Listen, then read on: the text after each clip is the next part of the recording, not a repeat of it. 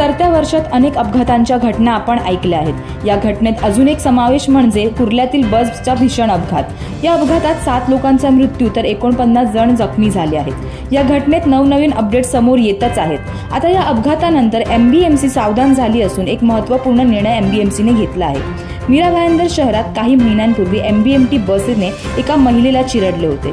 त्याच प्रकारे अशा अनेक मीरा भायंदरमध्ये घटना देखील समोर आल्या होत्या।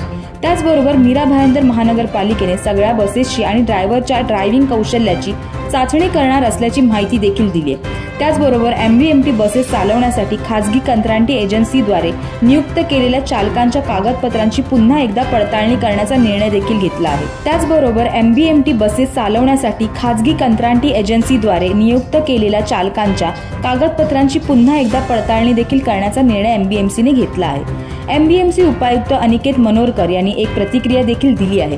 त्यांच्या प्रतिक्रियेनुसार त्यांचं असं म्हणणं आहे की एमबीएमटी मध्ये काम करणाऱ्या चालकांची अल्कोहोल टेस्ट दररोज बस चालवण्याआधी केली जाते। त्याचबरोबर दिंडोशीत प्रशासनाचं ट्रेनिंग सेंटर आहे, तिथे त्यांना ट्रेनिंगसाठी पाठवले जाते।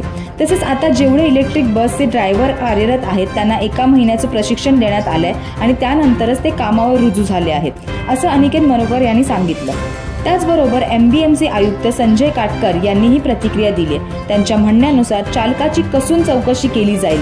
तसेच यामध्ये ड्रायव्हरला कुठल्याही व्यसनाची सवय आहे का याची चाचणी सुद्धा होणार आहे।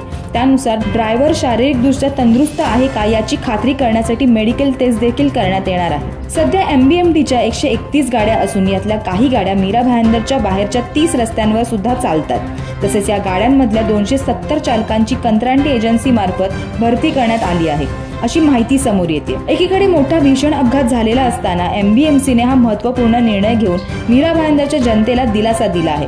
तुम्हाला एमबीएमसीच्या घेतलेल्या या निर्णयावर काय वाटतं ते आम्हाला कमेंट करून नक्की कळवा आणि अशाच व्हिडिओसाठी पाहत रहा MB लाईव्ह मराठी।